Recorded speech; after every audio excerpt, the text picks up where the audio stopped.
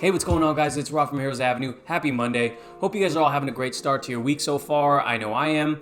I think I have my full dose of fan outrage for the year already, and that's just from the past week. You know, we got Robert Pattinson being announced as the front runner to play Batman, and even though he wasn't my first, second, third, fourth, or fifth choice to play Batman, I was on the defense last week just because I saw so many fans outraged, even though we haven't even seen a still from this movie, got a synopsis, or even seen a trailer. So I was on the defense last week, and that's cool if you guys have your own opinion, but I was just on the defense.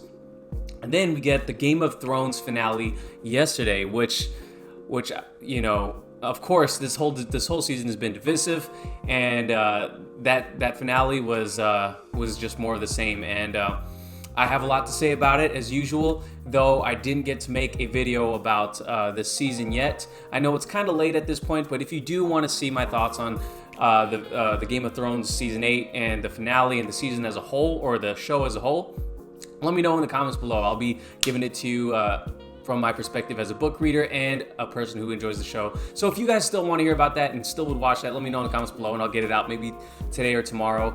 But yeah, let's move on to some comic book news, or comic book movie news. So today we're gonna be talking about Wonder Woman, and we're gonna be talking about some Zack Snyder stuff. So this first story, it came out a few days ago now. Now we got some news from Patty Jenkins that, or not some news, there's an interview. And this is coming courtesy of Wonder Woman News. I'm not going to play the video here, but I will quote Patty Jenkins. So Patty Jenkins, as you know, had a hand in pushing back this Wonder Woman movie. Gal Gadot went onto Instagram and said, yes, this movie belonged in the summer of 2020 all along and all that. So again, when that delay first got announced, a lot of people worried, like, oh my gosh, are they already panicking with this movie? Is there some trouble behind the scenes? But it looks like Patty Jenkins had a role to play in it. And in this very exciting interview she's doing here, she mentions how she is she's regretting that at this point. So let me just go ahead and quote her here. Again, not going to play the video. Check it out on Wonder Woman News if you want to, the Instagram, if you want to see the full video. But here is what she had to say. I can't wait. It's so funny. For all the entire time we were making the movie, I was lobbying because they were wanting to move it up much earlier. And I was like, you guys, it's got to be summer 2020. It's got to be. And that's what I always wanted. And now I've just screened a version of the film. And now I'm like, oh my God, can we move it back up again? I'm like dying to release this film. So that was my Patty Jenkins impression from that video. But essentially you can see in that quote right there, she is dying to release this movie, and I'm really excited because she's already starting to screen this movie. It feels like such a, summer 2019 is not even here yet. We still gotta wait like a year for this movie to come out. So it's such a shame that it's ready to go already. She has a version of the film that she's really happy with already and that she thinks is great, but we gotta wait this long. But anyways, we got plenty of good comic book stuff coming. That came this year already. I'm pretty satisfied, and I can happily wait now, and hopefully they fine-tune some stuff. But just to hear her say that makes me like so disappointed we're not getting it this week. So I just wanted to let you guys know that, because we haven't heard anything coming out of this movie yet. Sorry, my neighbor's dog's going crazy over here. But we haven't heard a lot from this movie lately, and that's probably because it's so far, it's so far out. So I'm not in a rush to hear more about this movie. I really am dying to see what Cheetah looks like. I think that's the biggest question for me. Like, man, how's Cheetah gonna look? How's this action gonna look in this movie? We do know it's gonna take place in the 80s, so I'm hoping they don't go too, I hope the references to the 80s culture isn't too corny or anything like that. And I'm sure Patty Jenkins will do fine with the time era. So I'm excited to see all that. I'm excited to see Cheetah's, Kristen Wiig's Cheetah, most of all. Is it going to be practical, CGI, mixture of both? I'm excited to see who Pedro Pascal is going to be playing. Speaking of Game of Thrones, Pedro Pascal is the Viper from Game of Thrones, and I'm excited to see more of him because he's an incredible actor from everything I've seen from him. And of course, I think he's going to be the Mandalorian if I'm on Disney Plus, the Star Wars show, if I'm correct. So I'm excited, man. They got a star-studded cast, and of course Steve Trevor's return. You know, how does this guy actually return? So we don't know much about it lately, but yeah, I think the biggest question outside of those things, what is Cheetah going to look like? How's the action going to look in this movie? Who's Pedro Pascal playing? I think the biggest question is, what does this movie do for the DCEU going forward? Is it going to do a lot? Is it going to world build for DC? And are these going to be events that kind of make waves throughout the universe and potentially come into play later on? Or is this more of a one-off movie where we're not going to see these villains much more after this movie? And is it more of a one-shot story? I'm not sure. What do you guys prefer? Do you guys prefer this movie to be a much more world-building movie that has ramifications going forward for the DCEU? Or do you prefer more of a one-shot, more of these one-shot type movies?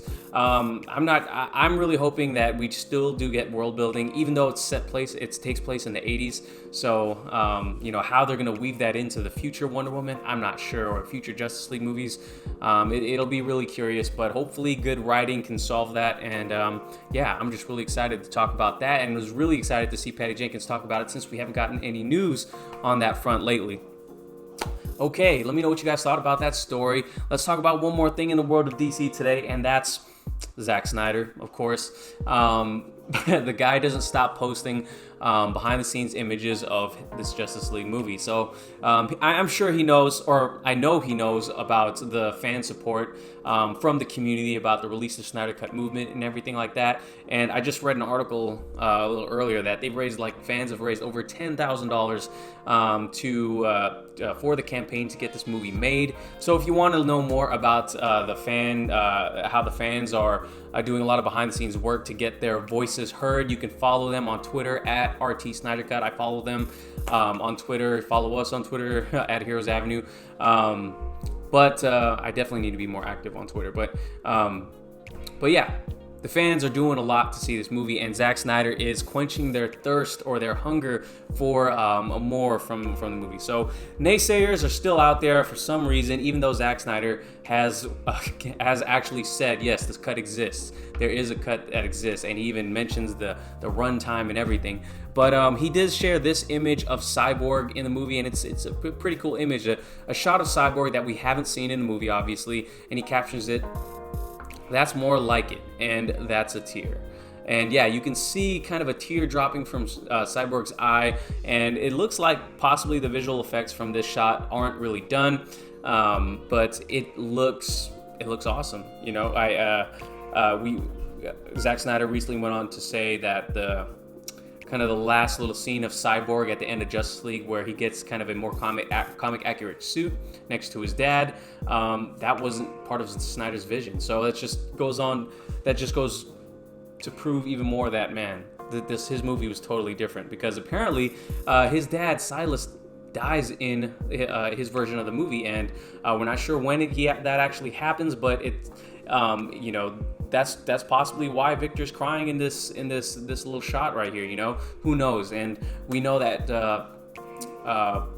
Cyborg was supposed to be the heart of the Justice League, the heart of the movie, and that heart of the movie was nowhere to be found in the actual Justice League version of the movie.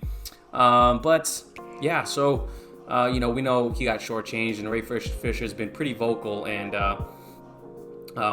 online and on during interviews about how disappointed he is with the cut that is out there and his support for the Snyder Cut. So it's just something a bone I wanted to throw to you guys, just in case you haven't been following the stuff happening with Zack Snyder. He's still posting stuff, and I know some of you guys are sick of hearing about it, but I want to see the Snyder Cut. Hopefully we get some news about it during Comic-Con. I know the Snyder Cut, the RT Snyder Cut guys, and the whole fandom around that is pitching in a lot of money to make their voices heard at Comic-Con. So if you want to hear more about that, follow them on Twitter. It's a pretty cool movement, one that I support for sure. And yeah, let me know what you guys think about this image of Cyborg. That's all I got for today, guys. Thank you guys for watching. I hope you did enjoy this video. I hope you guys are all having a great day. Please give it a like, subscribe if you haven't already, hit the notification bell, and stay tuned for some of the videos we got coming on later this week. As just the last announcement for this video, Darren and I will be going to FanimeCon, our first press passes we've got, and it's I'm pretty excited for that. So stay tuned for that later on this week. Thank you guys again. Peace.